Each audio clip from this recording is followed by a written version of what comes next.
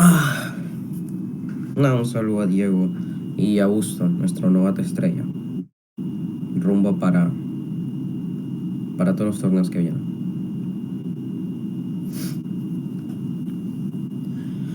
Ay, déjeme que mi teléfono se bugueó y no me deja poner el televisor. Listo. Ya, no, yo tranquilo, yo lo llevo. Ya.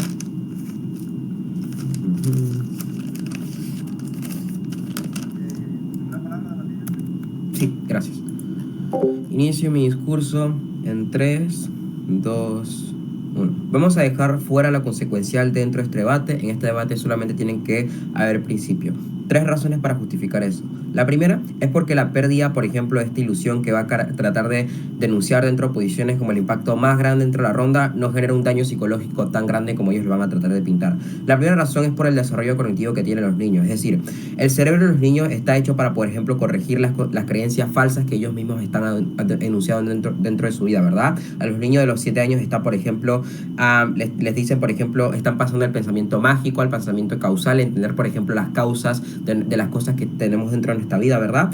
Y la segunda razón porque están aprendiendo de que el mundo no funciona como siempre se lo han dicho. Entender que, por ejemplo, los superhéroes no existen cada vez que ellos lo dicen, o por ejemplo que las cómicas tampoco son reales en sí mismos, por lo tanto están entendiendo las cosas que antes no les decían de que estaban funcionando. Por tanto, el error que ellos mismos cometen o ese tipo de cosas que ellos mismos están enunciando es una forma natural de querer vivir, y funciona así su cerebro. Es decir, por ejemplo, creer que, por ejemplo, los juguetes hablan, o que, por ejemplo, que los monstruos también existen, o creer, por ejemplo, de que nosotros los padres también podemos cometer errores. Todo ese tipo de cosas son parte de la esencia de los niños, por lo tanto esa es la forma en que ellos funcionan. La segunda razón causal es porque los niños ya tienen muchas formas para poder contrarrestar ese sufrimiento, ese dolor que podría llegar a caracterizar dentro de oposiciones. Es decir, los niños ya saben, por ejemplo, que los amigos se van, que, por ejemplo, que no todos los adultos cumplen sus promesas, de que, por ejemplo, no muchas veces ganan las cosas que están haciendo. Por tanto, esto no colapsan emocionalmente por 2 razones. La primera es porque están en un entorno protegido para ellos, entorno como, por ejemplo, tu familia, entorno como, por ejemplo, tus amigos, entorno, por ejemplo, seres cercanos de que te dicen de que probablemente no tengas que sufrir con la forma que lo estás sufriendo. Y la segunda razón porque hay adultos con ellos. Es decir, es la razón por la cual, por ejemplo, cuando ustedes pierden a su mascota cuando eran niños, ustedes no colapsaron emocionalmente porque estaban tus padres contigo ayudándote. Por lo tanto, la desilusión o el sufrimiento psicológico, el daño psicológico que van a tener no va a ser tan grande, por lo tanto no tiene que ser un impacto que tengan que volar dentro de la ronda. ¿Qué es lo que importa? ¿Qué es lo que entonces ¿qué es lo que implica esto dentro del debate? La primera es que esto no es un debate utilitarista ni consecuencialista. Esto no debe ser un debate sobre cuánto sufrimiento esto genera hacia un niño. La primera razón porque entonces también tenemos que decirle a los niños que, por ejemplo, que la muerte existe, de que hay que decirles que existe pobreza en el mundo desde chiquito, de que tenemos que decirles que los adultos también se equivocan. Por lo tanto, la forma en que nosotros tenemos que educar es generarle una autonomía de pensamiento para los niños. Por lo tanto, este debate es en principio. La primera razón es porque no tenemos que instrumentalizar la credibilidad de los niños. Es decir, los niños no consienten de que nosotros les mentamos. Los niños no consienten de que tengan herramientas para...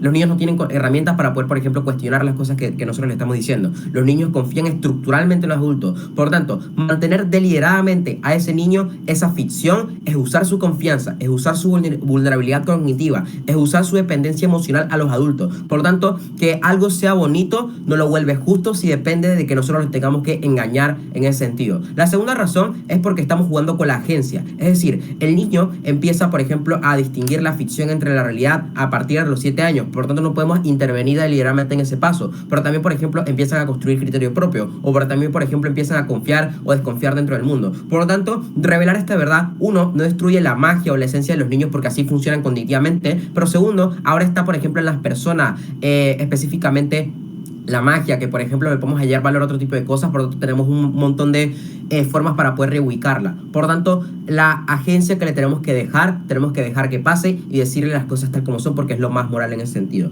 Por lo tanto, lo más importante en este debate termina siendo el debate moral. ¿Por qué es inmoral mentirle a un niño? Y quiero que entiendan que ahorita voy a dar razones que son aplicables para cualquier contexto, para que anoten por si quieren hacer algún tipo de case file. ¿Por qué? Noten que la mentira en sí mismo es inmoral. La razón estructural es porque no podemos justificar mentirle a un niño en ningún tipo de circunstancia. Tampoco podemos justificar mentirle a otro tipo de personas por ningún tipo circunstancia, ¿verdad? La primera razón es porque la mentira produce ilusión, porque rompe una expectativa creada artificialmente. Noten que la desilusión no solo surge porque alguien crea una expectativa, alguien la sostiene o porque alguien sabe que es falsa, por ejemplo, las personas la refuerzan. Noten que, por ejemplo, aquí nosotros le decimos a nuestro hijo que Santa Claus existe, de que se promete que va a premiarte, de que se promete que te está observando, de que se promete que te está respondiendo a tu comportamiento, de que tienes que portarte bien, ¿no? Cuando el niño descubre entonces de que Santa no existe fácticamente, y que los regalos venían de los adultos, no solamente están perdiendo la fantasía que tenía el niño, sino que descubre que ha sido engañado. Por lo tanto, es la razón por la cual, por ejemplo, ustedes creen que la infidelidad es mala y no duele solamente por la ruptura con tu pareja, sino por la mentira que te contuvieron con todo este tiempo y toda la ilusión que tuviste durante todo ese tiempo. Por lo tanto, la desilusión que estamos generando es estructural y por eso la mentira que le estamos pegando a este niño es inmoral en sí misma. La segunda razón es porque estamos usando la inocencia de este niño. Es decir, los niños confían estructuralmente en los adultos. Los niños no tienen herramientas para, por ejemplo, cuestionar las cosas que nos estamos diciendo. No pueden, por ejemplo, consentir de que exista esta ficción, ¿verdad? Por tanto, esto crea una simetría específicamente grande, porque el adulto sabe que está mintiendo, el niño no sabe de que le están mintiendo. Por lo tanto, el niño no puede retirarse, no puede cuestionar esa verdad. Por lo tanto, estamos mintiendo bajo condiciones específicas. Por lo tanto, estamos explotando la vulnerabilidad cognitiva de ese niño. Y piensen, por ejemplo, que mentirle a alguien que no puede entender de que le estás mintiendo es peor que mentirle a alguien que sí puede hacerlo. Es la razón por la cual, por ejemplo, de que es peor mentirle a un niño que a un adulto. Es peor mentirle, por ejemplo, a un paciente que a un amigo. Es peor mentirle, por ejemplo, a alguien dependiente que a una persona que también está igual. Por lo tanto, la mentira a estos niños es injusta en ese sentido porque estamos generando dinámicas de asimetría específicamente que se aproveche la incapacidad del razonamiento crítico que tiene el niño. Y la tercera razón es porque la mentira desvirtúa el sentido de la Navidad. Noten que la Navidad surge como una comunidad, surge de cuidado, afecto y tradición que tenemos que tener con nuestra familia. Cuando entonces Santa se vuelve ese centro para ese niño, la atención ahora va a, por ejemplo, los regalos que nos da Santa, la moral se reduce al consumo, al del mundo capitalista, ¿verdad? De que el afecto se va condicionando a los objetos, ¿verdad? Por lo tanto, estamos desplazando esa finalidad y la celebración ahora se ve como un medio para poder conseguir un premio, ¿verdad? Por lo tanto, es importante porque es como por ejemplo cuando nosotros usamos el colegio para ligar a mujeres, esto lo hace en pie por cierto, esto puede pasar, pero no es para eso en sí mismo. Cuando lo haces pierdes el sentido de la institución que es en realidad educarte. Por lo tanto, estamos perdiendo el foco de algo que es importante para nosotros. ¿Por qué entonces decir la verdad es moralmente superior en el sentido suficiente para poder ganar la ronda? La primera razón es porque decir la verdad es reconocer al niño de que no tenemos que usar las cosas utilitarias, ¿verdad? Decir la verdad, por ejemplo, respeta su pensamiento, reconoce su capacidad para poder entender, la trata como alguien de que tiene que ser digno para la verdad. Es decir, por ejemplo, nosotros tratamos a las personas como fines y no como medio para poder mantener esta tradición. Por lo tanto, el niño aprende de que la confianza depende de la honestidad que estamos teniendo. La segunda razón es porque abre más la conciencia. Es decir, cuando Santa deja de ser el foco, la familia entonces se vuelve un eje central, de que el tiempo compartido que tenemos con las familiares también gana peso, de que el gesto que nos hacen los familiares también importa más de que el objeto que estamos recibiendo, ¿verdad? Por lo tanto, la Navidad en sí misma deja de ser de me voy a portar bien antes de diciembre para poder conseguir cosas y pasa a ser de que voy a compartir con mis familiares porque quiero y porque me importan en sí mismo. Por lo tanto, esto importa más que esto importa más dentro del debate que las bienes materiales que podamos llegar a tener dentro de la ronda. Por lo tanto, quiero que se queden dentro de esto dentro de la liberación. La mentira puede ser dulce para un niño, pero sigue siendo mentira. Y cuando se la decimos a quien no puede cuestionarla, deja de ser traición y se vuelve un abuso de confianza para específicamente esos niños. Por lo tanto, lo más moral que podemos hacer es decirle la verdad. Muchas gracias.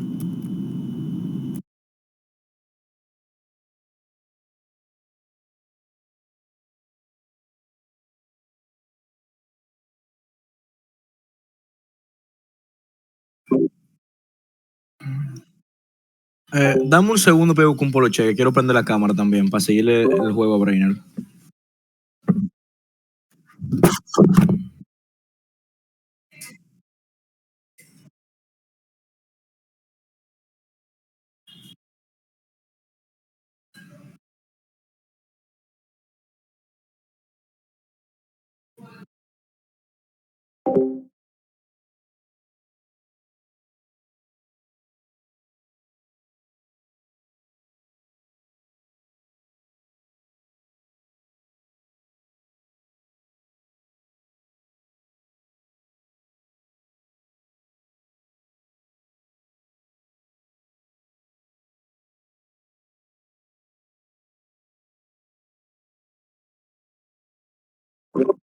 Ya tú sabes.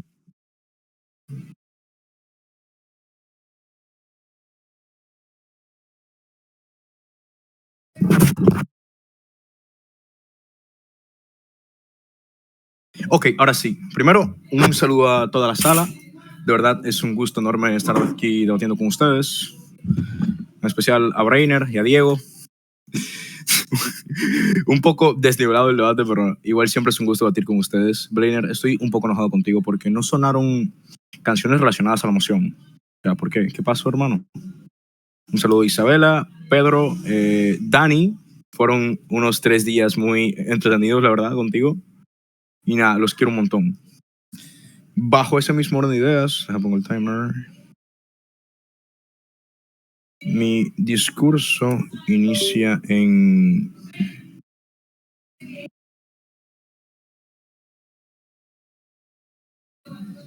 3, 2, 1. Creemos que todo lo que te dice Brainer sobre lo positivo de decirle la verdad a los niños es cierto, pero a partir de cierta edad, los 7 años no, y te voy a justificar esto adelante. Número 1, ¿por qué es tan malo tú venderle ese tipo de o romper las instrucciones a los niños de 7 años? ¿Cómo se ven particularmente los niños? Los niños son cognitivamente débiles, eso es cierto, te lo dice Brainer en su encuadre. Entonces, su construcción, número 1, de obediencia a ciertas normas y número 2, de entendimiento del mundo, se basa en este tipo de creencias que son más fáciles de digerir para ellos. Ellos entienden por qué deben de seguir la norma, es tan intrínsecamente positivo hasta que tú le das un incentivo real para hacerlo. Cuando yo les digo que deben de portarse bien todo el año, no porque yo me voy a enojar que soy su padre, sino porque Santa Claus no le va a traer regalos, ellos perciben directamente un beneficio material, pero no lo racionalizan. Ellos dicen, regalo bueno, yo quiero regalo, entonces me voy a portar bien durante todo el año. Ojo, ya vamos ganando en lo moral a partir de eso. Cuando entendemos que es un incentivo moral súper fuerte. Pero entonces, ¿cómo vamos a ganar el debate de oposiciones? Vamos a probar que debemos explicar a los niños que Santa Claus no es real a partir de una edad más avanzada, 9, 10 años. Ojo, no es lo mismo que la emoción. Estamos ganando, obviamente, porque entendemos que 7 años es una edad demasiado joven. Porque, número 1, los padres, que son quienes crían a los hijos y que son propiamente quienes van a tener que decirles la verdad eventualmente, buscan el mayor bienestar para sus hijos. Por eso compran regalos en Navidad, por eso les dicen que Santa Claus lo hizo, porque quieren mantener misticismo alrededor de eso. ¿Por qué? Porque particularmente existen contextos difíciles en muchos tipos de familia. Claro, hay familias adineradas y familias de clase media, pero igualmente hay familias de clase baja que encuentran a través de esto una mejor justificación para diferentes tipos de escenarios, ya sea como que tu hijo no recibió el regalo que tanto quería porque tú no tenías dinero para comprárselo. Tú no le vas a explicar a tu hijo que tu trabajo te paga malísimo, te paga horrible, que tienes muchas cuentas. Tú le vas a decir que Santa Claus quizás este año se confundió y trajo el regalo que no quería. Sirve como chivo expiatorio para los padres. Pero segundo, les das un incentivo para seguir portándose mejor. Tú le dices, por ejemplo, cuando no puedes comprar un regalo muy caro para tu hijo, le dices, mira, Santa Claus te vio siendo travieso este año. Si te portas mejor el próximo año, es posible que te den un regalo mejor o el regalo que tú tanto anhelas. A través de esto que desbloqueas. No lo acepto todavía el POI. ¿Qué desbloqueas a través de esto? 2 cosas. Número 1, que tu hijo tenga incentivo a seguir mejorando como persona, a seguir mejorando como individuo, a que quizás ya arregle su habitación más frecuentemente, que haga todas sus tareas y que sea mejor niño en general. Ojo, redirigimos la agencia a los niños a ser traviesos, que ojo, los niños son muy traviesos por naturaleza y tienden a ser rebeldes porque están en una etapa muy temprana de su vida en la que aún no desarrollan este apego tan fuerte hacia las normas éticas, morales que ya existen o las normas de comportamiento. Pero número 2, tú tienes mayor margen de agencia como padre para el próximo año quizás ahorrar un poco más de dinero, te dan un margen de agencia para tú dentro de este lapso de tiempo ahora poder comprar un mejor regalo o cualquier cosa o según tú lo consideres, pero tienes este mecanismo de chivo expiatorio para cuando tú no puedes complacer a tu hijo, que ojo, ya te ahorras bastante berrinches a través de esto. Hoy de Brainer. El problema es que todos esos beneficios a costa de nosotros mentirle al niño. Ya nosotros hemos justificado porque eso es lo más importante del debate, pero no importan las consecuencias o los impactos positivos que tú desbloquees si es a costa de una mentira. Ok, Brainer, yo considero que tus lógicas funcionan, pero el imperativo categórico de Immanuel Kant, que es en lo que te basas para intentar universalizar la mentira y explicar por qué es tan malo, fue muy criticado porque no aceptaba flexibilidad. ¿Qué quiere decir? Mentir sí está bien en algunos contextos, cuando esto garantiza mayor cohesión, mejor comportamiento y que ahora tus niños en general esté más feliz. ¿Por qué? Porque yo entiendo que la analogía que tú intentas venderme de que cuando te son infiel te duele no porque te hayan pegado los cuernos en sí, sino porque te están engañando. Lo que te duele no es la mentira en sí, te duele porque igualmente viene con un daño material, porque tú tienes un vínculo afectivo hacia esa persona, construiste algo con toda esa persona y todo eso se desmorona a través de la mentira. Con los niños no se ve de la misma manera. El yo mentirle y decirle a mi hijo que Santa Claus es quien le da los regalos, sino yo, sirve como un desahogo para lo que es o para la percepción que tiene mi hijo hacia la figura de los padres, hacia la figura tan mística de quien les da los regalos. Cuando ellos entienden que lo que les da los regalos es una entidad mágica que los está vigilando, que es omnisciente, es omnipresente y en cada momento verifica su comportamiento para asegurarse que se porten lo mejor posible y no yo, que soy su padre.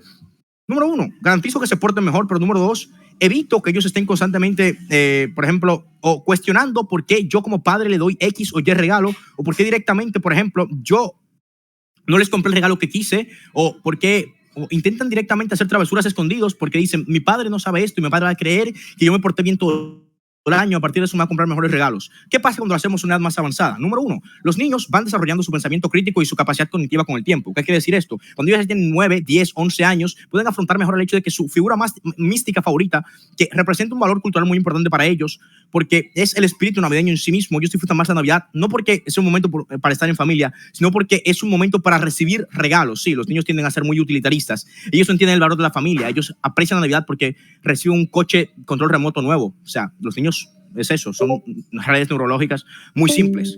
Particularmente por eso valoran mucho la Navidad. Cuando ahora ellos están más adultos, van entendiendo que esas cosas místicas o superhéroes no existen, como bien te lo dice Brainer.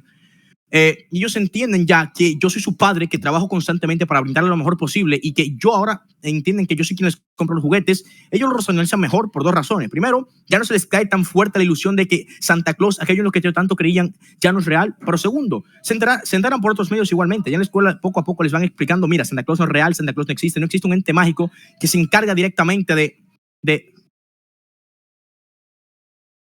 darte regalos porque te portes bien o te portes mal. Ellos entienden ahora que yo soy su padre y que trabajo para comprarle esos regalos. A partir de eso, ¿qué desbloqueo? Desbloqueo primero que una mejor aceptación de la verdad. Porque, ojo, mentir puede ser inmoral cuando existe un daño material. Sí, voy a ser súper utilitarista. Cuando yo percibo un daño, y ojo, no solo no percibo un daño, sino que percibo un beneficio, que es el mejor comportamiento y la felicidad de mi hijo a través de esta mentira, mentir es justificable, porque no nos estamos basando en la lógica kantiana. Apelamos a lógicas más utilitaristas. Y ojo, número dos, no todos afrontan las cosas de la misma manera. Yo que un niño de 7 años le diga, por ejemplo, que Santa Claus no existe, no lo va a afrontar así súper racional y súper lógico y va a decir, es verdad que no, entonces cree.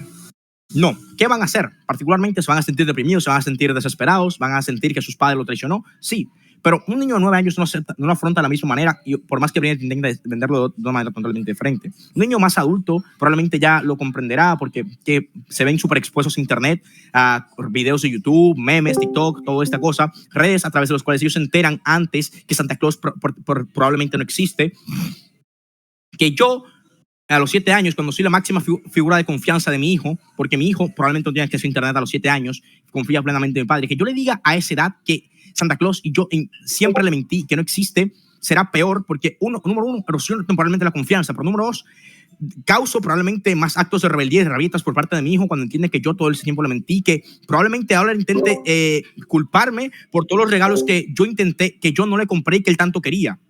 Esos son impactos que no pueden dar de su proposición. Cuando mi hijo entiende que soy yo directamente quien le ha dado regalos y que él ya me pidió ciertos regalos y yo no se los cumplí, él no va a escuchar razones, él directamente se va a enojar conmigo porque los niños no racionalizan sus acciones y sus emociones. Los adolescentes, probablemente, los adultos sí lo hacen. Brainer apela a lógicas demasiado racionales por parte de los niños. Cuando el niño va creciendo poco a poco y entiende entonces que directamente soy yo quien los compra, eso es lo que pasa, eso es lo que desbloqueamos desde mi lado de la casa y por eso comparativamente somos mejor. No todo es moral cuando hay utilitarismo de por medio. Y número uno, número uno. Y claro, aún con las redes de apoyo que ya te viene diciendo Brainer, de que tienen amigos, de que tienen familia, de que tienen contextos específicos que los hacen afrontar mejor el hecho de que Santa Claus no existe, creo que eso se ve mejor desde mi lado de la casa, como yo se lo digo cuando están en la adolescencia, cuando tienen 9, 10 años, 12. Sus amigos probablemente ya sepan que Santa Claus no existe, o en general más niños ya sepan, entonces para ellos no va a ser tan difícil. Bueno, ellos ya tienen más redes de apoyo porque un niño de 7 años no tiene tantos amigos que particularmente se junte tanto con ellos o sea afín a sus familiares, probablemente confíe en su padre y en su madre y los vea como traidores. Un niño de 9, 10 años, quizás le dices eso y va a comentar a los amigos, hermano, ¿tú puedes creer que Santa Claus no existe? Y ellos les digan, ok, ya lo sabíamos, eso es lo que pasa. Orgulloso de poner. Ah, sí, sí, sí, pero se interrumpe en el 8:30, no en el 8:15.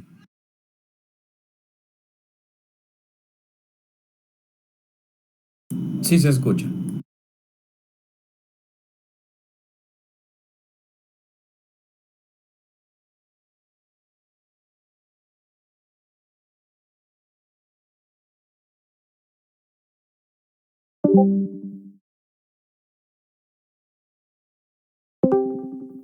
Ah,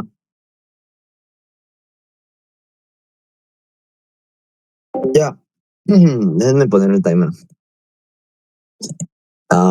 Antes, o sea, en verdad, gracias a Brainer y a Diego, porque ser novato es difícil, ¿no? Más cuando eres de un área descentralizada y no siempre tienes las oportunidades. Entonces, para mí, más que gente que me ayuda, son mis amigos, así que la real. Voy a comenzar a la cuenta de 3 con mi discurso. 1, 2, 3. Hay hay 3 grandes errores dentro del caso de oposición. El primero de ellos es asumir que proban algo utilitarista. Creo que hay 0 daños utilitaristas probados en el lado de oposición. Pero segundo, creo que oposición se contradice propiamente dentro de la carga. No creo que aceptar cosas como de que te puedes enterar en otros lados o cosas como de que tarde o temprano se va a tirar, lo único que hace es dar la razón a proposición y tirarse 4 balas al pie. Pero tercero, creo que es, aparte de no probar la parte utilitarista, es que creemos que hay un mundo cero comparativo en el por qué, even if lo que ellos dicen pueda ser probado, puede ser ligeramente superior a nuestro mundo. O sea, creo que fue un caso cero comparativo. Así que vamos a hacer 3 cosas importantes. La primera, lo primero que vamos a hacer es directamente explicar por qué lo que te hizo oposición a nivel utilitarista es simétrico, realmente no tiene relevancia. Creo que eso ya te lo dice Brainer, pero incluso vamos a también tratar de lidiarlo. Segundo, vamos a cerrar las posibles líneas de su caso para probar que no hay caso. Y tercero, lo que vamos a hacer es explicarte directamente, extender en Brainer 1, en explicarte por qué even if esto suceda, lo que hace es los padres incumplen el deber que tienen con los niños. Pero segundo, explicarte cómo esto puede fortalecer la narrativa de la Navidad, inclusive y exponenciarla, ¿no? Vamos directamente entonces con lo primero. Yo creo que el utilitarista, como te dice Brainer, no entra dentro de debate. Número uno, porque lo que explican es que el daño utilitario sí es importante. Hay 0 explicaciones para hacerlo, porque dicen que a veces mentir es necesario. Yo creo que ese es falso, ¿no? Por más de que te trate de hacer una falacia de autoridad, lo que implica son 2 cosas. Número uno, pensemos que los principios no son cuadrados, ¿no? Esto en cualquier discurso de Fabián Jaksic de principios lo escuchas. Los principios no son cuadrados. Eso quiere decir que no podemos justificar algo moralmente solamente porque a lo mejor y tiene una razón de ser. Eso sigue siendo inmoral. La cárcel, por más que exista para hacer pagar y generar una reparación a las personas que han sido afectadas por alguien más dentro de la sociedad, sigue siendo inmoral porque coerciona la capacidad de agencia de las personas. Y eso sigue implicando que es inmoral, ¿no? Esa clase de cosas, no solamente porque tengan un justificante grande detrás, automáticamente las hacen morales. Siguen siendo inmorales. Eso es principios. Eso quiere decir que no importa si la mentira puede llegar a generar un beneficio mínimamente pequeño, uno, por más que sea proporcional, sigue siendo inmoral, porque le sigues mintiendo, porque sigues coercionando la dignidad de esa persona, porque no tiene la capacidad para poder enterarse de cuál es la verdad, de cuál no es la verdad. Pero segundo, porque nota que existe un principio de autoridad dentro de los padres. Piensa que si el padre le sigue generando esa mentira, le sigue alimentando esa mentira a los niños, la mentira se refuerza muchísimo más porque los padres tienen un principio de autoridad dentro de los niños. Por eso es que si mi mamá me dice por eso es que si mi mamá me miente diciendo que si no me acuesto temprano me va a salir el cuco, muy probablemente me acueste temprano porque le tengo un principio de autoridad muy grande a mi mamá, porque es la persona que me ha criado, porque es la persona que me ha enseñado lo poco que sé, porque es la persona que me ha dado los recursos económicos para poder acceder al montón de posibilidades al cual he podido acceder. Eso hace que sea aún mucho más inmoral la mentira, porque ahora lo que hago es abusar de un principio de autoridad a una persona que es incapaz de generar un contrapeso o de generar alguna solución para poder repararlo. Pero segundo, porque justamente esta mentira me expone a redes mucho más complicadas. Sí, y mira, esto voltea de un solo y hace flip al daño que ellos generan, porque esto desimetriza entonces el daño utilitarista y lo hace peor dentro de su lado, porque entonces lo que sucede es que ahora el niño, uno, siente que sus padres le fallaron porque le mintieron, ¿no? Piensa que ahora ese principio de autoridad que tienen contra los padres lo que implica es que ahora yo siento que mi padre me va a seguir mintiendo porque si me mintió con Santa Claus y un pelado random en TikTok me lo dijo. Eso es muy probablemente que genere una decepción grande entre los niños hacia sus padres. Eso es inherentemente dañino, porque piensa que muchas veces los niños ven a sus padres como héroes, como figuras a seguir, como literalmente lo más top que existe dentro de este mundo, ¿no? Por eso es que los niños hacen dibujos viendo a su madre como la mayor heroína que tienen. Por eso es que le hacen dibujos a sus padres demostrándole el cariño. Eso eso coerciona directamente entonces esta capacidad de los niños porque se sienten decepcionados porque una figura tan importante le mintió durante tanto tiempo. Eso es inherentemente problemático y aquí lo extendemos a nivel de principios porque entonces los padres fallan en su principio de ver. Nota, los niños no deciden cuándo venir y cuando vienen, los niños crecen en una sociedad la cual ellos no han creado. Esto implica que son víctimas del sistema, son inherentemente vulnerables al montón de narrativas que existen dentro de la sociedad y que existen dentro del sistema. Por lo tanto, no tienen ningún mecanismo efectivo para poder protegerse más de los mecanismos que sus propios padres lo dan. Pero aparte, porque la decisión de que el niño naciera o no naciera fue propiamente elegida por el padre. Eso implica entonces que es como el principio que existe del Estado. El Estado es el principal responsable de las personas porque las personas no decidieron nacer, ni mucho menos nacer en el estado en el que lo hicieron. Lo mismo es con los padres. Los niños no decidieron nacer en esta sociedad, no decidieron nacer y no decidieron nacer sin herramientas para poder generar contrapeso. Ergo, eso le corresponde a los padres porque son quienes tomaron la decisión. Cuando los padres lo que hacen es seguir mintiéndole a los niños, lo que hacen es romper con el principio que tienen de cumplir y de proteger a sus hijos, porque no la estoy protegiendo, sino que lo único que hago es reforzar una narrativa que uno es inmoral y dos, solamente lo que hace es que a largo plazo el niño se coercione, porque sí, nota que un niño cuando es mucho más maduro es capaz de entender que su padre le mintió, pero no es capaz de entender por qué su padre le mintió, ¿no? Porque solamente ve la parte de que su padre le falló, de que su padre no le quiso contar la verdad y ergo por eso creció en una mentira, en una ficción. Pero tercero, porque lo expuso a redes mucho más problemáticas, porque nota que cuando el padre es capaz de decirle que Santa Claus no existe, es capaz de manejarlo, es capaz de tener tacto, es capaz de hacerle entender al niño por qué no existe y de darle razones para que realmente lo entienda. Cuando el niño se expone a otras narrativas para poder entender eso, lo que se expone es a cero agencia o cero control en cómo recibe el mensaje. Lo puede recibir de forma muy dañina, lo puede recibir de una forma muy poco coherente o simplemente lo puede recibir y no encontrar una resolución a sus dudas porque ahora siento que mi padre me falló. Si fue capaz de mentirme en esto, ¿por qué no será capaz de mentirme cuando le pido una explicación de por qué lo hizo? Eso lo que hace es que entonces fallemos en el principio de proteger a nuestro hijo porque lo expusimos a narrativas muchísimo más fuertes. No solamente es fallar en el principio de proteger, no solamente fallar en exponer al niño, sino que también fallamos en el principio propiamente moral que tienen los padres, lo cual hace que esta mentira sea aún mucho más inmoral. Eso cierra por completo todas las líneas que tiene oposición, porque oposición depende inherentemente de que los niños sean capaces de poder gestionarlo de buena forma y Benif sean capaces de gestionarlo. Lo que te probamos es que a nuestro lado somos capaces de gestionarlo de mejor manera, porque los padres conocemos a nuestros hijos, sabemos cómo entienden, sabemos cómo tratarlo, porque lo hemos criado en base a lo que nosotros queremos, es por eso que lo hemos formado y muy probablemente sepamos cómo manejarlo.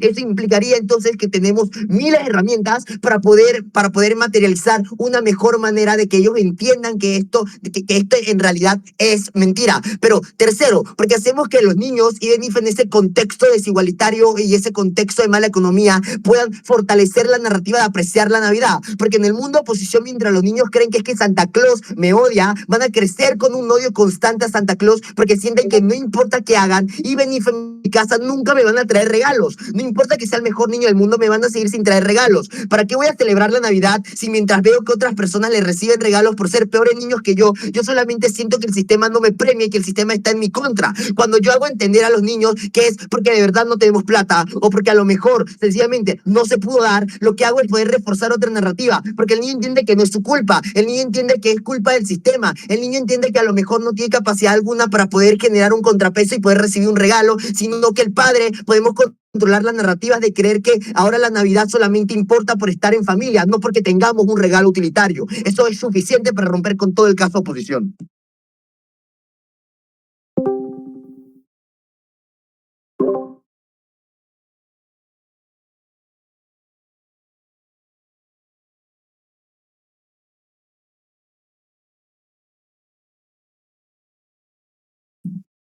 Muchas gracias. Para seguir con lo que estuvo diciendo, mi tiempo inicia en 1, 2 y 3. La oposición que somos nosotros, no proclamamos que no mintamos, categorizamos la mentira, porque la esencia del bien y el mal moral es relativa a su beneficio y daño. Porque etimológicamente el bien es aquello que es deseable y el mal aquello que es indeseable. Oposición que somos nosotros no debe probar que no estamos mintiendo. Debemos probar que hay un beneficio mucho superior en mantener la mentira inocente que en destruirla. Y podemos hacerlos prontamente. Santa Claus es esperanza. Como es primer orador.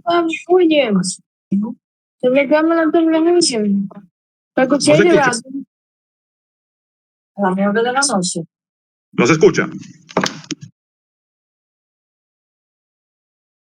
¿No se escucha? ¿Se me escucha? Sí se escucha. Ok.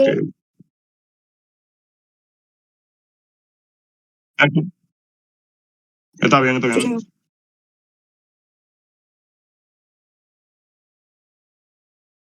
La oposición que somos nosotros, no proclamamos que no mintamos, categorizamos la mentira, porque la esencia del mal y del bien moral es relativo al beneficio y el daño que genera una acción. Al final, el bien es el lenguaje únicamente aquello que es deseable y el mal aquello que es indeseable. Lo que tiene que hacer oposición aquí presente es demostrar que el bien generado por aquella mentira inocente es mucho mayor al mal que puede generar.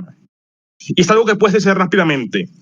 Como ya mencionamos, la figura de Santa Claus no solamente es esperanza, es una figura creadora de moral. La figura de Noel es una creencia fuerte y arraigada en la mente infantil. Los niños preparan sus casas para Santa Claus, salen a buscar pasto para sus renos, preparan leche, preparan galletas y todo esto hacen con el mismo esmero que haría un adulto al preparar su casa para un padre que viene a visitarlo. Los niños son mentes simples, muy simples, y por ello se necesitan ese tipo de figuras para poder anclarlos la moral. Sí, el gobierno tiene razón en que el niño debe ser autónomo, pero darle agencia a un niño no es romper su ilusión de golpe, sino dejarlo llegar a la conclusión con ayuda. El gobierno no considera que Santa Claus no es únicamente una figura que busca que el niño se desea hacer el bien únicamente por regalos. Es una figura que enseña al niño lo que es justo y lo que es injusto mediante el castigo y la recompensa, y que les enseña lo que es la falibilidad, debido a los errores que pueden asociar los padres a su figura, permitiéndole al niño ir desarrollando poco a poco una construcción moral correcta de humanidad sobre su familia, lo que debe hacerse, que es correcto e incorrecto. El padre puede ayudar a revelar el hecho, pero no a los 7 años. Al tener poco razonamiento en comparación con un adulto, un niño de 7 años, en diferentes otras edades, podría ser mucho más vulnerable, porque lo que busca oposición no es decir que no se puede revelar a los niños que Santa Claus no existe, sino que no se debe revelar a los 7 años. Y que no se pide que sea una fuente externa la que dice dicha información a los padres. Santa Claus es una figura fundamental para el desarrollo de los niños, y por tanto su protección como mentira blanca es un bien mucho mayor al mal que puede realizarse. Destruir una creencia inocente únicamente por ser falsa es un desperdicio de energía, lo que lo hace en sí mismo una acción negativa. Santa Claus no es una figura la cual genere daño a los niños ni a sus padres.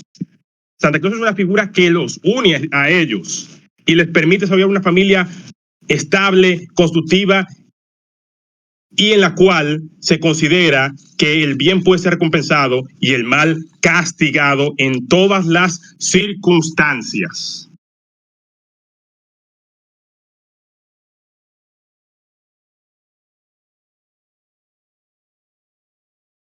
Finalizados los 7 minutos.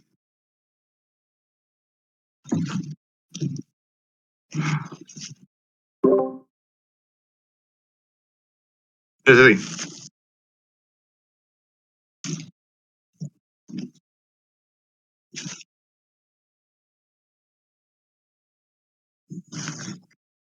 está el cielo.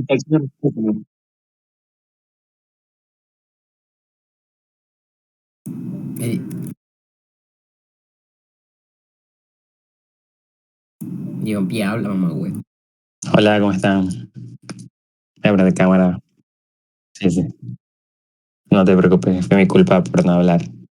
Ay, creo que me veo bien. Ahora no, ahora sí. Gracias. 2 puntos por chat. Un segundo. Grande Augusto. Mentira, la verdad es que Augusto es campeón centroamericano de debate. Pero sí lleva mucho tiempo en Diatec, así que parece novato de nuevo. Así que es.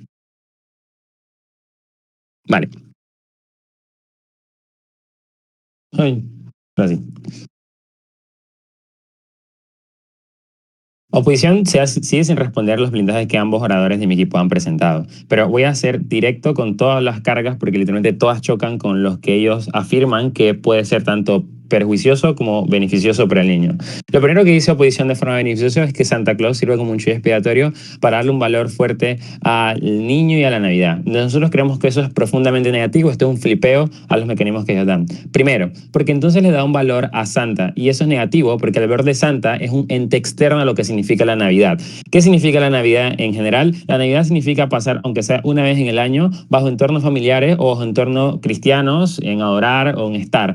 Eso implica que todo el valor que oposición dice que le dan, básicamente es a un ente que literalmente ni siquiera existe y que es ajeno a lo que significa la familia. Lo segundo es que le da un valor al premio y a los complementos, y esto es profundamente negativo, porque entonces implica que el valor de la Navidad se vuelve de forma capitalista, es decir, que es buena porque te dan premios, porque es buena porque hay adorno, y no es buena porque tu abuela está contigo, no es buena porque están tus primos, no es buena porque hay un montón de entes que le dan un valor en particular. Es decir, que el chivo expiatorio funciona como un chivo negativo, porque el enfoque es básicamente a los premios y no a algo. Es decir, la Navidad la ven como un fin y no como un medio. El medio nosotros creemos que es la familia, que es lo que le da el montón de recuerdos a un montón de niños, en efecto, en estar bien. La tercera razón es que es profundamente desigual y esto solamente aumenta el impacto negativo en ambas oposiciones.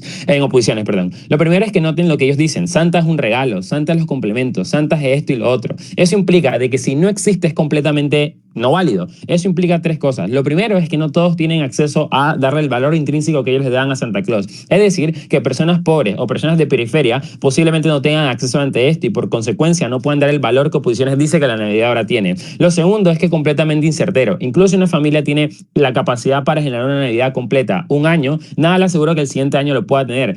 Tanto porque se puede quedar sin trabajo, tanto porque su gobierno puede ser muy raro, tanto porque vivimos en Latinoamérica, tanto porque los países del sur son los países más desiguales y los países del norte tienen grados de desigualdad brutalmente estadísticamente grandes. Eso implica entonces que en efecto es profundamente incertero creer que el valor de oposiciones se puede obtener en todos los escenarios. Lo tercero es que se expande. Incluso si en efecto una familia puede tenerlo, el hecho de que otra familia no pueda tenerlo es suficiente para creer que en oposiciones es profundamente desigual, porque implica que mis amigos sí tienen regalos pero yo no, porque implica que mis primos sí tienen al mejor Santa y el mío no. Eso implica entonces que a nivel comparativo en oposiciones es profundamente negativo todo lo que existe relacionado a Santa Claus. Pero vean la comparativa en nuestro lado. Lo que dice Augusto y Breiner, que si el enfoque de Santa Claus no existe, ahora el enfoque del niño es básicamente en buscar el medio. ¿Cuál es el medio? La familia, ¿no? Como estar con ellos una vez al año y todos juntos. Es básicamente la experiencia, el aire de poder comer y contar las cosas que te han pasado en el año. Es el vino literalmente, es las uvas literalmente, es abrazar a tu mamá, es literalmente solamente ver a tu abuela que no has visto hace mucho tiempo. Deja de ser utilitario y comienza a ser valorativo. Y creo que eso es profundamente bueno a nivel de utilitario si lo quieren ver, pero también es profundamente moral, ¿no? Lo segundo que ellos dicen es que sirve como una forma para que las personas los niños tengan incentivos a portarse bien. No es exclusivo, por 3 razones. La primera es porque ya tienen tutores, sus papás, sus tíos, sus adultos, muchas veces suelen ser como guía a niños para que en efecto hagan el bien. Eso lo ven primero a través del ejemplo, donde igual los niños lo siguen, y lo segundo a través de castigos, si en efecto hacen cosas malas. Eso no es codependiente a Santa Claus, es codependiente que tu familia te quiera o que tenga familia o que tenga tutoras o que tengas líderes. Lo segundo es respecto a la educación. La mayor cantidad de educaciones, no solamente dentro de la familia, sino externamente, se enfocan en los valores, el ser empático con otras personas, el no pegarle a otro niño, el no ser violento con ciertas personas. Esos valores son intrínsecos a la sociedad que existen en todos los contextos, tanto en tu familia, tanto en la escuela, tanto en tus amigos, tanto en la televisión, en cualquier tipo de lado. Lo tercero es que hay barreras sociales. La primera es la adulación al bien portado. Siempre, o la mayor cantidad de escenarios, siempre se adula o se dice que estuvo muy bien, que en efecto compartiste algo, estuvo muy bien que no fuiste grosero, estuvo bien que no te pusiste a gritar cuando eras niño, y comúnmente muchas veces un montón de entes, sean tus amigos, los papás de tus amigos, tu profesor, tu papá, te dicen que lo hiciste muy chévere y eso le da motivación a seguir siendo chévere y ser buenas personas o buenos niños. niños. Lo segundo es que hay consecuencias negativas a los malos actos. Primero, las barreras sociales. Si tú te portas mal, todos tus amigos se van a reír de ti. Si tú te portas mal, todos tus amigos no van a ser tus amigos. Por consecuencia, los niños tienen poco incentivo de ser brutalmente negativos. Eso se ve en la mayor cantidad de escenarios mientras van creciendo. Y lo segundo, en barreras, por ejemplo, morales internas. A un niño le hace sentir mal pegarle a otro niño porque conllevaría a ver a alguien sufrir y por consecuencia va generando su empatía y va generando su propio carácter. Eso implica de que usar a Santa Claus como un método para que se porten bien no es suficiente para la ronda debido a que no es exclusivo de las oposiciones. Lo tercero que ellos dicen es que les da un valor muy bueno a la Navidad. Y esto es lo que dice Breiner, que es completamente negativo a nivel moral, pero también se puede trasladar a nivel utilitario donde quiere debatir oposiciones. La primera es respecto a la desilusión. Es decir, noten que no importa desilusionar a los niños por varias razones. La primera es porque los niños suelen tener una autorreparación efectiva. Su capacidad cognitiva es algo que en la psicología se llama capacidad verde. Es decir, que sí, van a llorar, pero consecuencialmente se les va a olvidar o al menos lo van a poder superar mucho más rápido que un adulto, por ejemplo, cuando lo deja a alguien. Eso implica entonces que pueden autorrepararse de forma bastante fácil comparativamente con un adulto, por ejemplo, ese tipo de cosas, ¿no? Lo segundo es que no creo que sea violento, como dice Augusto. Augusto dice que es muy probable que el amor que tenga su papá hace que pueda utilizar herramientas para hacerlo mucho más suave. No dirás a tu hijo, Santa Claus no existe, eres un estúpido. Posiblemente sea, mira hijito, la verdad es que Santa Claus no existe, solamente es otro invento más capitalista para en efecto hacernos comprar más, pero la verdad es que el valor de la Navidad no es eso, el valor de la Navidad es tu abuela, que no lo has visto, el valor de la Navidad es estar con nosotros. Eso implica que por el mismo mecanismo de amor posiblemente no sea violento y tampoco dañaríamos a nuestros hijos de forma estúpida. Lo segundo es que los adultos tienen capacidad para ver las consecuencias. Obviamente si son violentos con su hijo, van a saber que será un trauma irremediable, van a darse cuenta que la capacidad de autorreparación va a ser muy difícil que llegue, por consecuencia tienen muchos sentidos de hacerlo de forma bastante suave. Conllevaría, por ejemplo, no decirle, como a mí, por ejemplo, que Santa Claus no existe y solamente decirme que hay que ver a la abuela en el año, ¿no? Eso posiblemente es lo que hagan en general y así. Lo tercero es que es muy probable en efecto de que el enfoque de placer cambie. Miren, el beneficio de Santa Claus es un placer de los premios y los regalos. Ese enfoque cambia y mirar la casa a otro placer. El otro placer es básicamente lo que dije al inicio, a ver a tu familia, a ver a las personas, a la acción de Navidad. Eso es mucho mejor porque primero es mucho más accesible para la mayor cantidad de contextos y segundo es mucho más moral porque es literalmente la verdad. La verdad es que la Navidad no es Santa Claus, que es una lógica gringa, no es Jesucristo tampoco y el niño Jesús,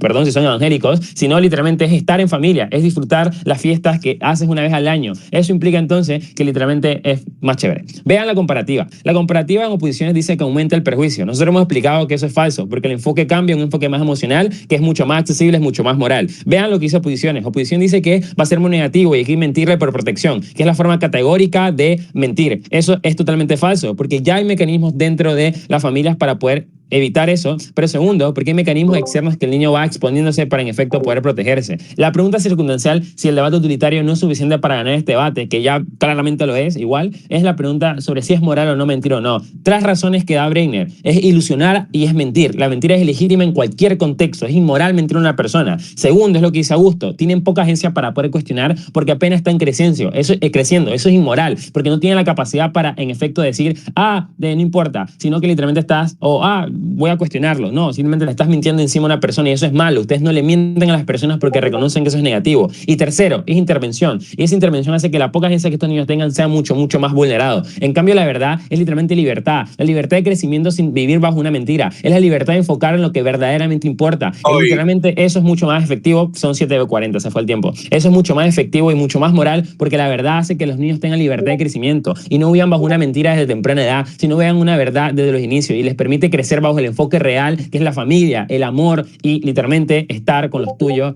hasta morir. Ese es el discurso de Latio. Gracias, chao.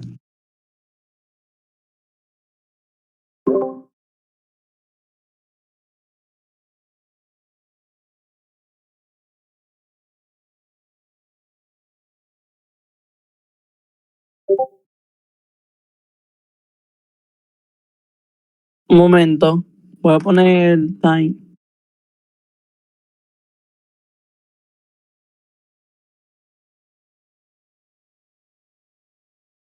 Uno, dos y tres.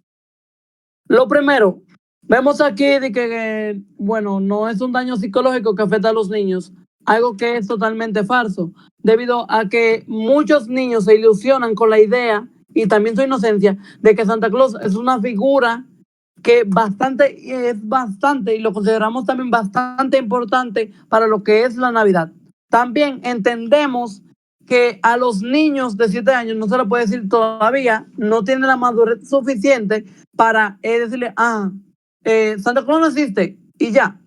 Bueno, eso no se puede decir todavía, porque todavía no tienen la edad suficiente para comprender que todo el tiempo estuvimos diciéndole, podemos decir, esa estrategia de darles regalos a ellos y decir que, por esta figura, por Santa Claus, te trae regalo, te trae eso, te trae lo otro, lo que tú te pidas, te portas bien y él te lo trae. Entonces, entendemos que y consideramos que a la edad un poco más avanzada, que son de 10 años o más para allá, que tengan una edad suficiente para comprender, fuera lo suficiente ahí para decirles, sí, ya tú sabes que Santa Claus, eso era una mentirita. Sabemos como se dice tradicionalmente, una mentirita piadosa, porque no genera tantos daños, solo prácticamente estamos buscando el bien de ellos, porque si es para que cambie en su vida, de repente, mejor es callarse y mantener esa mentira hasta que el niño madure. Además, revelar esta verdad de forma obligatoria puede provocar impactos emocionales negativos, porque el niño, después de tú decirle, Santa Claus no existe, pudiera sentirse mal, pudiera sentirse inseguro, de que toda su vida estuvieron viviendo en esa burbuja, en esa fantasía, en ese mundo en donde un hombre le traía regalos y todo lo que tú pedías a través de lo que tú hacías, ejemplo de que cómo tú te comportabas, cómo tú respetabas a tus padres. Y también otro punto que tuvieron en proposición era que tenían que dejar un poco lo que era la tradición de esperar a Santa Claus y entrarse en lo que era la familia. Algo que está un poco bien, sí, hay que admitirlo. Pero se pueden vivir ambos momentos, porque muchas familias se le plantan a los niños que la idea es Santa Claus, sí, pero conviven como quiera, terminan conviviendo en familia. Muchos esperan los regalos y juntos disfrutan ese momento tan memorable en que los niños esperan su regalo y lo abren también, que se sienten también emocionados. Aquí hemos dos impactos bastante fuertes, que fuera para mí, bueno, para esta parte, que era que se afectaba psicológicamente a los niños, y esta parte dice que no, porque al madurar los niños se entiende que sí, Santa Claus ya sí no existía o sí existía, y lo considero ya que sí me lo esperaba, lo que mis padres ya me tuvieran que regalar. Finalmente, la vida se encargará naturalmente de revelar esa verdad. La mayoría de los niños con el tiempo desarrollan pensamiento crítico y llegan a sus propias conclusiones. Ese proceso gradual es sano, respetuoso y acorde a la madurez emocional. Por esas razones, esta casa no debe imponer una edad específica ni una verdad obligatoria. Defender la infancia es defender la imaginación, la diversidad y el derecho a crecer en un propio ritmo. Muchas gracias.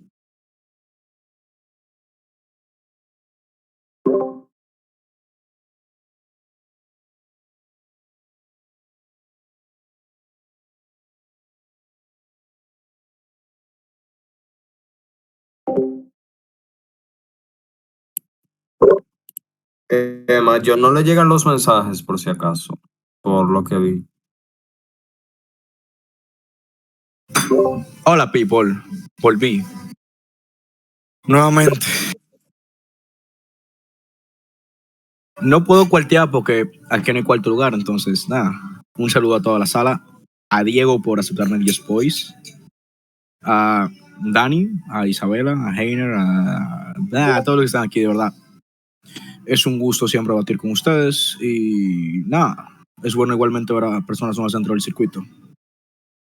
Sigan en debate y debate los será libres.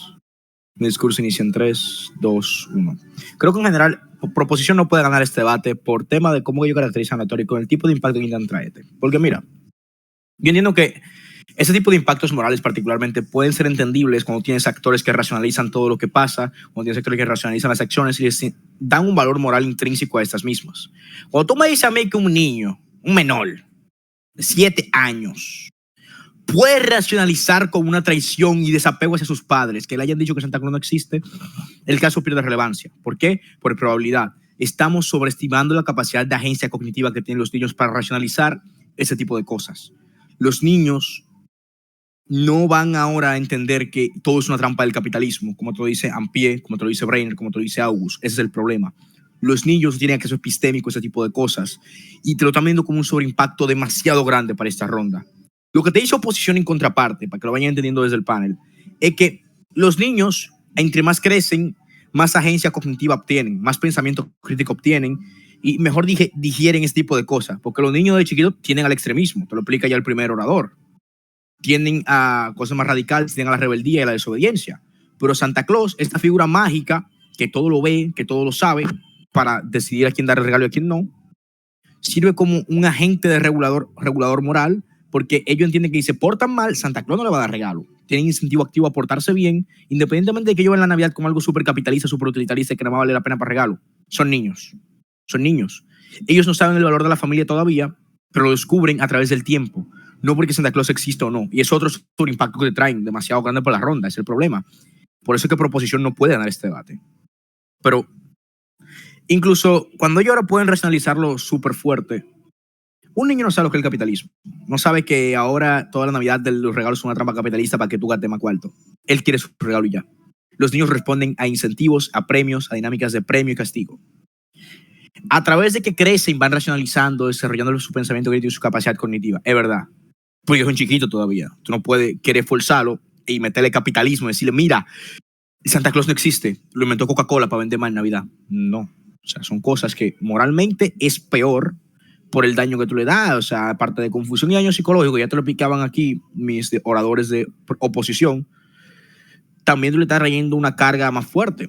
Y es la de que, mira, todo el mundo te miente, todo el mundo todo es horrible.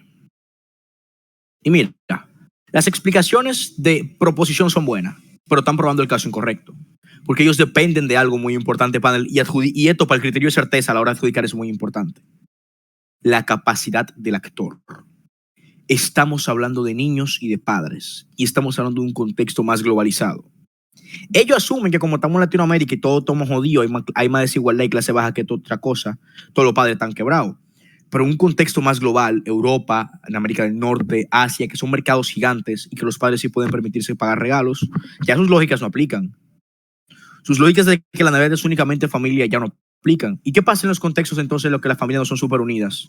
O que viven individualmente, que tú no tienes familias tan enormes como en Latinoamérica. Nuevamente sus impactos no aplican y ese es el problema. Apelan a algo muy específico. Por mayor cantidad de impacto en actores, este debate lo gana oposiciones. Porque es verdad, existen quizás niños súper racionales, existen padres que son súper conscientes y súper racionales que actúan de manera perfecta. Pero cuando nos vamos a la generalidad, esto no pasa. Y eso es lo que derrumba el caso desde proposición. No tienen esta capacidad de impactar a esta cantidad de actores. Y el hecho de que una mentira sea moral o inmoral, yo creo que le evaluamos esa oposición según el daño que pueden ocasionar y haces más daño al tú decirle al niño directamente que Santa Claus no existe, que es todo en lo que ellos creen para Navidad, que el tú mantener la mentira, porque eventualmente cuando crecen se dan cuenta de que esto no es así. Nidio. Love y'all.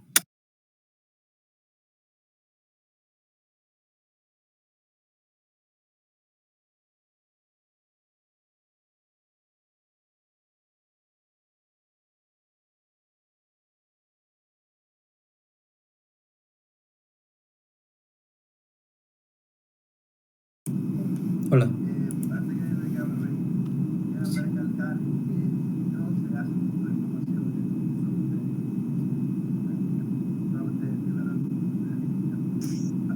Pero Breiner tiene como 3 años debatiendo.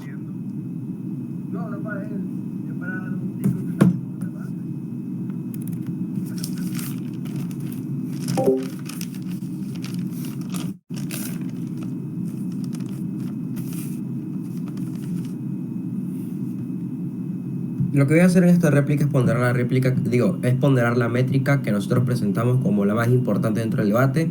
Va a ser suficiente para poder ganar desde una réplica tutorial específico. ¿Por qué nuestra métrica es la más importante dentro del debate? Primero, ¿cuál es nuestra métrica? Nuestra métrica es explicar por qué es moralmente, la métrica real del debate es si es moralmente aceptable usar la credibilidad infantil como un medio para poder sostener una mentira en específicamente. ¿Por qué esta es la más importante? La primera razón es porque es una moción sobre una intervención universal. Eso significa que no es una decisión individual, no es una decisión privada, no es una decisión por familia, sino que es una decisión que se toma de forma generalizada. Por lo tanto, cuando nosotros aplicamos una política en cualquier tipo de contexto, anótenlo, tenemos que preguntarnos primeramente si es legítimo o no. Por lo tanto, nosotros lo que hemos probado es porque es ilegítimo en ese sentido.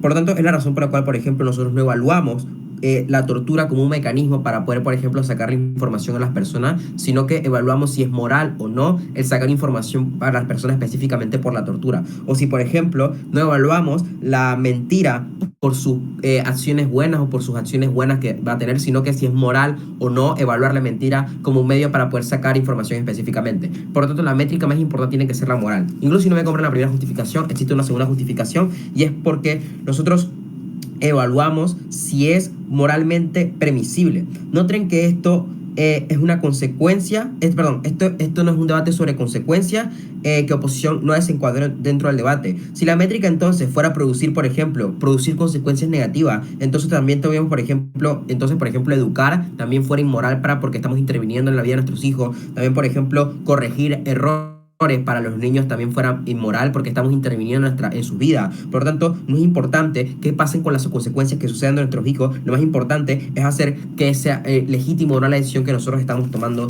Por eso el debate es moral. Y la tercera justificación es que nosotros sacamos cualquier otra métrica dentro del debate. Noten que el único caso de oposición donde dicen de que la ilusión puede producir consecuencias negativas para los niños ya está fuera. Uno, porque probamos por qué no lo es, porque es parte de su desarrollo, ocurre constantemente y porque está acompañado por adultos. Y esto logra dos cosas dentro del debate. La primera es porque quita el daño a oposiciones. Es decir, si no existe un daño estructural grande, entonces Oppo no puede justificar la mentira como un bien para poder conseguir un beneficio. Y la segunda razón es que incluso si hubiera tristeza, no es importante. Porque noten que una acción moralmente ilegítima no la vuelve automáticamente legítima porque ha preveído, porque está evitando la tristeza. Por lo tanto, lo más importante del debate tiene que ser la lógica moral y tiene que ser la lógica no utilitaria dentro del debate. Por lo tanto, aquí pierde oposición, es justificado la métrica como lo más importante. Esto me hace ganar automáticamente la ronda, porque si se fijan dentro de sus notas, todos los impactos de oposiciones dependen de consecuencias que no están bien probadas. Pero vamos a involucrar con su caso. ¿Por qué ganamos de proposición incluso si lo más importante fueran las consecuencias? La primera razón es por el choque sobre si la consecuencia, por si existen una consecuencia en sí misma o no. La primera crítica que tengo acá es que oposición no ha involucrado nada con este choque en realmente. Si se notan en sus notas, oposición no ha probado porque, por ejemplo, la consecuencia que genera, porque ellos no han justificado por qué la confianza dentro de nuestro lado que nosotros probamos no importa, no han explicado por qué la desigualdad no importa, no han explicado por qué la vulnerabilidad no importa. Por lo tanto, nosotros sí hemos probado, uno, de por qué mentir a los niños es grave, por lo tanto es una consecuencia lo suficientemente grande para poder evaluar dentro del lado de posiciones. Segundo, porque hemos probado por qué existe una asimetría de poder en torno al conocimiento que estamos teniendo nosotros como adultos con los niños. Por lo tanto, eso justifica porque es una consecuencia grande el que existe una simetría de poder de conocimiento y que nosotros le mentamos a nuestro hijo en ese sentido. Y tercero, hemos explicado por qué el daño psicológico que producimos al nosotros mentirle por su sostenido tiempo y como dice oposiciones dentro de su discurso, se entra después, es un daño suficientemente más grande que el dentro de su lado. Por lo tanto, la agencia que le estamos evitando y estamos obliterando de nuestro hijo es el daño más importante dentro de la ronda. No solamente es moral, sino que también es un daño consecuencial, suficiente para poder involucrarnos con el caso de oposiciones y suficiente para poder ganar la desbancada desde proposición. Muchísimas gracias.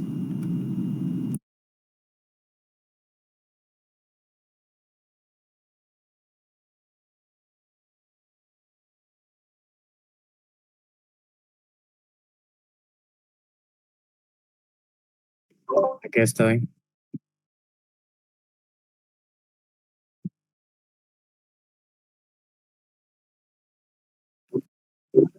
Tabla de conversión. O sea, ok. Mira, oye, Bray, no es lo que te voy a decir. Si ustedes quieren, yo le doy los puntajes que yo le pondría en BP. Él quería poner un 78. Ey, Un no, bendito pero 78. Dios mío, ey, Isabela, ¿Tú sabes lo que es? silencio, ¿Tú Isabela, sabes lo que es todo Isabela, eso? Isabela, gracias. O sea, eso yo no lo iba a decir ahora, Dios mío. Ok, Sí, sí, al final, si quieren que yo les dé los puntajes como que BP, o sea, yo lo puedo dar. Ahora, yo aún no leo lo suficiente de cómo funcionan los puntajes en WordSchool. Eh, si lo quieren BP, yo se los puedo dar, o sea, como si fueran los puntajes BP. Pero, o sea, ya ahí como que, bueno, va, perfecto. Entonces, luego de una buena deliberación, llegamos a un resultado unánime donde la bancada que gana este debate es la bancada de proposición. A continuación, explicaciones de por qué desde el panel consideramos de manera unánime que este debate se lo ha llevado proposición. Bien, antes de iniciar, sí creo que por parte de oposición hubo serios problemas en cuanto, número uno, probablemente entender el caso que se traía desde proposición y número dos, en cuanto al el choque, o sea, como creo que desde oposición no fueron lo suficiente, no fueron comparativos en cuanto al caso que se traía desde proposición. Sí, por momentos sentí que el caso de oposición era un tanto aislado y que no respondía necesariamente al movimiento que estaba teniendo el debate, pero ya voy a profundizar más de eso en mis explicaciones y creo que va a quedar lo suficientemente claro. Ok, bien. Vamos a hablar de proposición. En proposición se explica cómo el daño psicológico realmente no es tan fuerte como se podría pensar. Esto basado en dos mecanismos. El primero va dirigido hacia cómo el niño se encuentra en una etapa en la que posee un entendimiento limitado, por lo cual probablemente no podría percibir la profundidad de este hecho en este momento. En este momento, lo que limita fuertemente la capacidad de que el niño pueda tener una herida que cause un impacto en el mediano y largo plazo. Pero segundo, también explican cómo se encuentra en una etapa de bastante adaptabilidad mental, lo que puede permitir en ese momento ajustar su forma de pensar sin que tenga un efecto perjudicial para él mismo. Esto implícitamente va muy relacionado a una carga de la prueba respecto a por qué es necesario hacerlo en este momento específico y no después. Pero también desde proposición entendemos cómo a medida que la capacidad del niño va fortaleciéndose y va entendiendo cada vez mejor las cosas, peor son los impactos de mantener lo que viene siendo esta mentira en el tiempo. O sea, si notan, oposición explicaba cómo la mente del niño es simple, pero desde proposición sí se puede entender cómo esa mente simple va cada vez volviéndose más compleja y es esta complejidad lo que agrega un mayor peso moral a la mentira cuando se mantiene en el tiempo. Inclusive noten cómo el punto de oposición respecto a esto, donde explican que el niño puede desarrollar pensamiento crítico, lo único que hace es fortalecer aún más la línea de proposición porque es razonable pensar, por lo mismo que decía proposición, que en la medida en la que ese pensamiento crítico se va desarrollando, también el peso de la mentira se vuelve mayor, lo que crea la necesidad de no postergarlo más allá de lo que propone la moción o lo que propone la bancada de proposición. Creo que esto también es perfectamente razonable. Pero también creo que en proposición hay varios mecanismos en cuanto a la inmoralidad de la mentira hacia un niño. O sea, me lo demuestran explicando cómo el niño posee muy poca capacidad de cuestionar. O sea, me explican cómo los niños confían estructuralmente en los adultos y cómo para los niños la palabra de los adultos es verdad absoluta. Lo que implica que la mentira blanca que oposición mencionaba al final no es tan blanca porque estás usando la vulnerabilidad del niño y apoyándote en una falta de desarrollo cognitivo. Desde proposición me demuestran cómo esto en principio es inmoral porque manipulas y llevas a creer en algo que no es cierto, lo que a largo plazo puede generar desconfianza por la construcción de una expectativa falsa mantenida en el tiempo. Pero también me explican cómo la verdad es reconocer que el niño tiene una identidad, la cual si se construye en la confianza y la honestidad puede tener impactos positivos sobre sí mismo, pero también sobre el significado de la Navidad. A nivel macro, pues obtienes el beneficio de poder construir tu identidad en valores legítimos en términos morales y en el aspecto micro anteriormente y en el aspecto macro las familias pues comienzan a ser más valoradas, lo que trae un valor a la Navidad mucho más sólida fuera de todo lo que se quería demostrar del utilitarismo y todo lo que tiene que ver con lo material y el capitalismo, que más allá de agregar un valor, lo que hacen, según proposición, es desvirtuar la Navidad en sí mismo. Sí, logré identificar un esfuerzo en oposición de intentar responder a esto, explicando cómo el niño no entiende o probablemente no entiende la complejidad de capitalismo y todas estas cosas.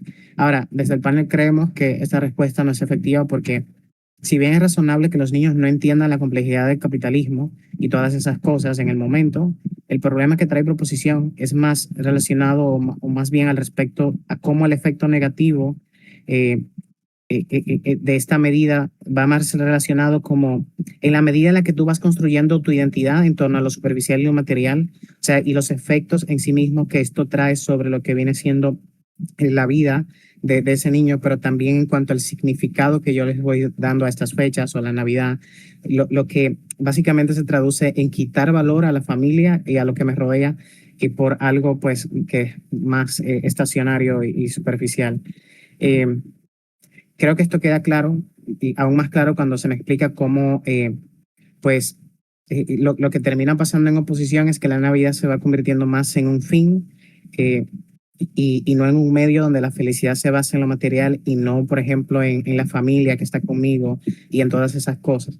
Yo sí puedo entender de esta proposición como, pues, número uno, existe la mentira en sí misma es inmoral por la posición en la que se encuentra el niño de constante vulnerabilidad.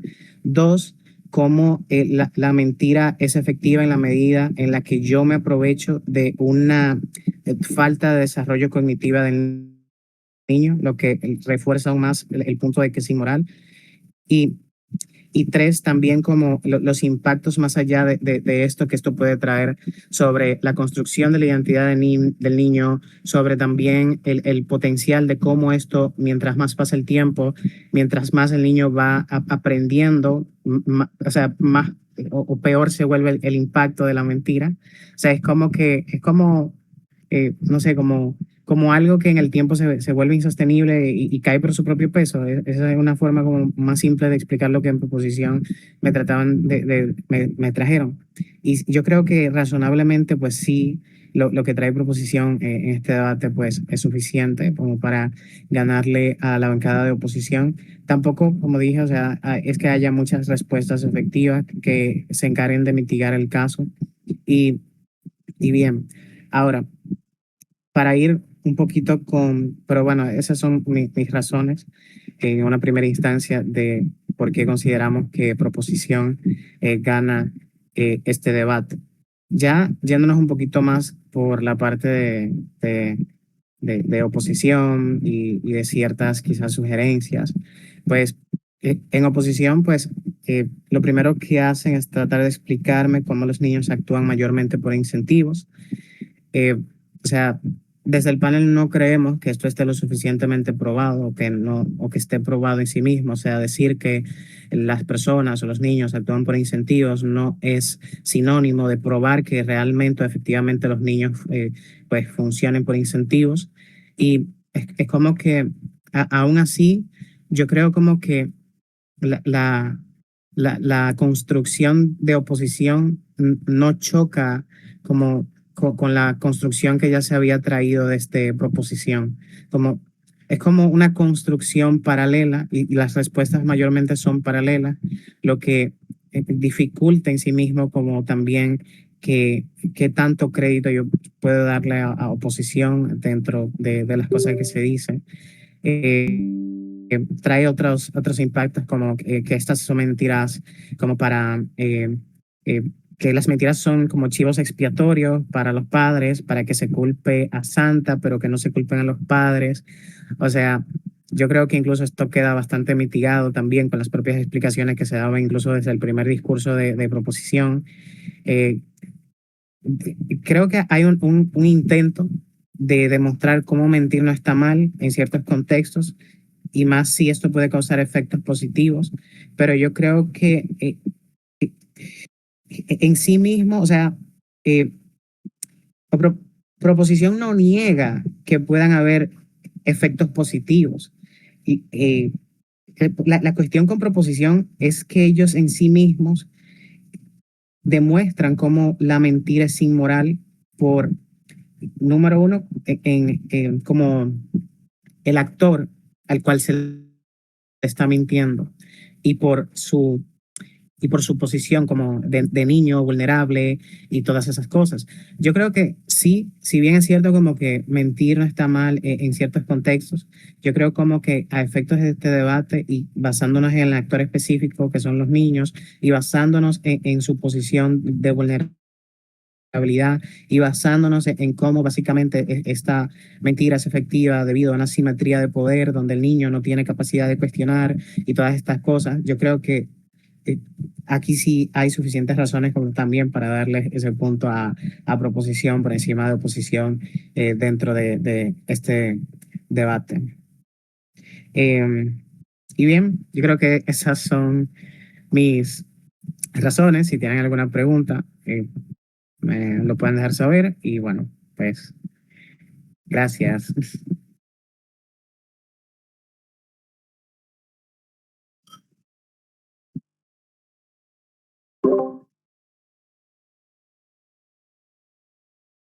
Eh, Bueno, los puntos se los van a dar mi hermoso panel.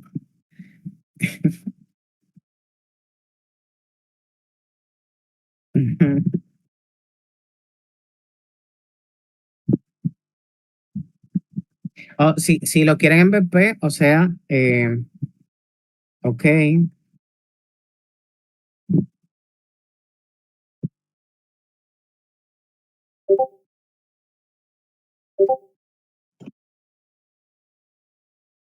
Una cosa. Ok, únicamente quería decir que muchas gracias por la atención y por las críticas constructivas y por la oportunidad para estar aquí debatiendo con personas tan avanzadas en este medio. Nos vemos.